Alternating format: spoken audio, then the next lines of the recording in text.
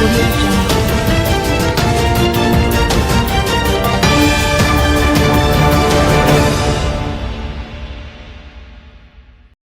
Family shot by enraged soldier frustrated over long wait for compensation from government. 5 family members who were seriously injured 20 years ago when a Jamaica Defense Force soldier in a jealous fit of rage sprayed their house with bullets are still fighting a legal battle to be compensated by the government. They have filed a suit against the Attorney General in 2010 seeking damages, which included aggravated and exemplary damages, as well as compensation for devastating psychological, mental trauma, and anguish. Attorney at law Jerome Spencer said that the matter is set for assessment of damage next week in the Supreme Court. Spencer, who is being instructed by Nigel Jones and Company, disclosed that the AG accepted liability in 2011. The claimants, Spencer said, have indicated that they are frustrated with the long delay in the matter of it being settled. The claimants had indicated that despite a detailed proposal in March last year for settlement of their claim for compensation, their lawyers have not received any response from the AG. They said further that they have to be getting psychiatric assistance because of the horrific and traumatic effects of the incident. Michael Williams, who was a 33-year-old when he committed the gruesome act on December 12, 2004, had pleaded guilty in February 2006 to illegal possession of firearm and shooting with intent. He was sentenced to 15 years imprisonment. The facts of the case were that Williams' girlfriend had refused to speak to him. He went to Upper Camp and returned with a submachine gun and 9 pistols, which he used to fire shots into the house in Almontown in Kingston, where his girlfriend and other family members lived. 5 of his girlfriend's family members, including a 3-year-old, were injured during the incident.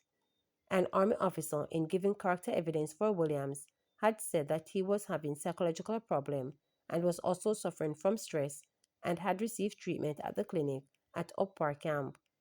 The officer said Williams wanted to go on leave but was not given the approval. The judge, in passing sentence, said then that it was an indictment of the JDF that Williams was suffering from depression and was denied leave. Doctors on edge.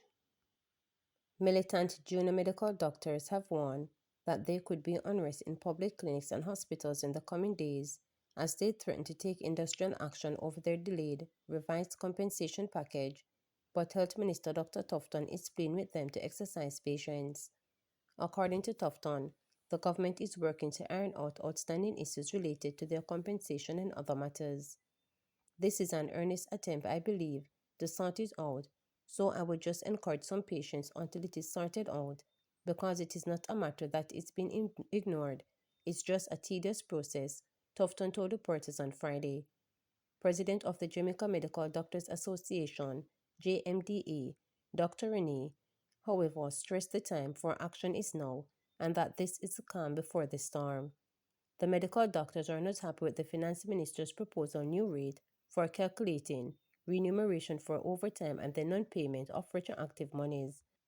In a letter on Thursday, the JMDA union representative junior doctors said that during a meeting the previous day, it had given the government a 24-hour deadline to respond to its demand for a comprehensive and transparent resolution to the issue. Dr. Renee told reporters on Friday that the government's lack of response was way past Thursday's deadline, demonstrates that they don't care, and it's either what it looks like, their way or the highway.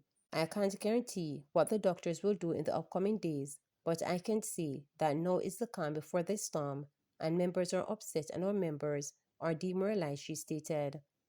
Dr. Renee said the doctors are upset with the finance minister who wants to impose a new way of calculating overtime as part of the government's compensation review exercise, which they believe is unfair, as doctors would be paid at the same level regardless of their schedules or level of work. And on top of that, they don't want to pay retroactive monies from when the date actually owed, which is from April last year. So they don't want to pay the retroactive money. They want to impose a new system that is inequitable, and the JMDA is not standing for that, she insisted. The Ministry of Finance has sought to impose its way or the highway for us.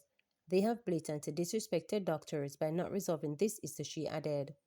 In this letter, the JMDA expressed frustration that a meeting on Wednesday with the Finance and Health Ministries and regional health authorities failed to yield any meaningful process. Instead, it has reinforced the perception that the concerns of Jamaican doctors are being met with delay and disregard, the JMD stated.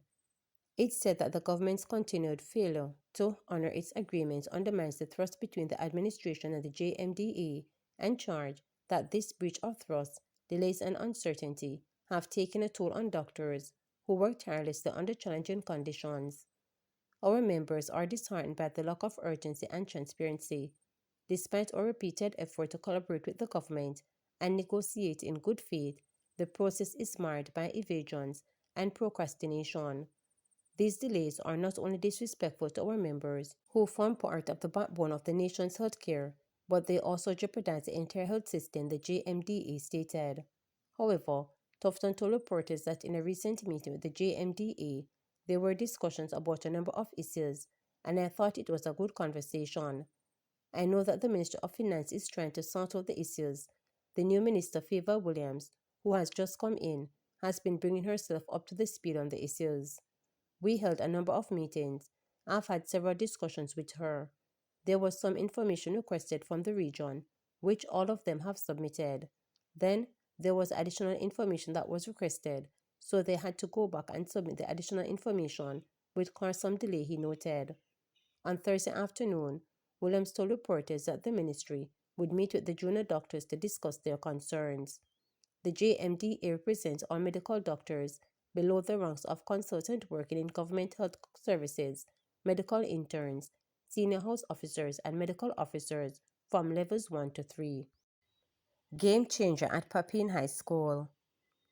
The National Education Trust (NET) is collaborating with the Ministry of Education, Skills, Youth and Information recently officially handed over renovated facilities at Papine High School in St. Andrew on Thursday, November 28, 2024.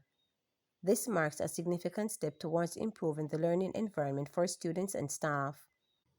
The handover ceremony was attended by Minister of Finance and the Public Service, Favor Williams, whose St. Andrew Eastern constituency is home to the school.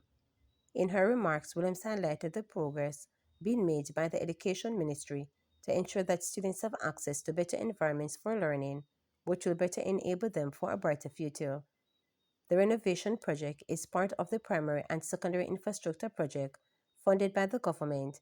It aims to alleviate overcrowding while enhancing facilities in public schools.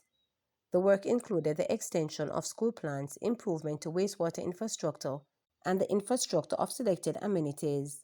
These upgrades are designed to provide additional spaces, allowing the school to be removed from shift system and improve the overall learning environment.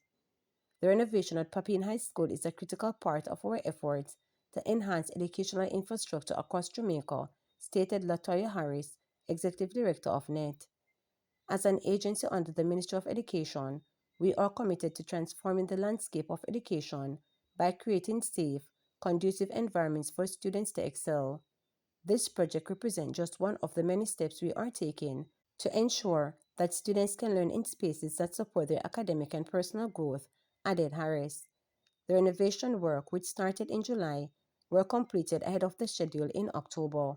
The renovations included the conversion of school's holding area in 5 classrooms, the transformation of the industrial art classroom into 2 smaller classrooms, the refurbishing of 2 bathrooms, and the conversion of 2 rooms in the 6th form block into additional classrooms. The cost of the project was just under $47 million. Leighton Christie, principal of Papine High School, expressed his gratitude and excitement at the improvements. This is a game changer for our school, he stated.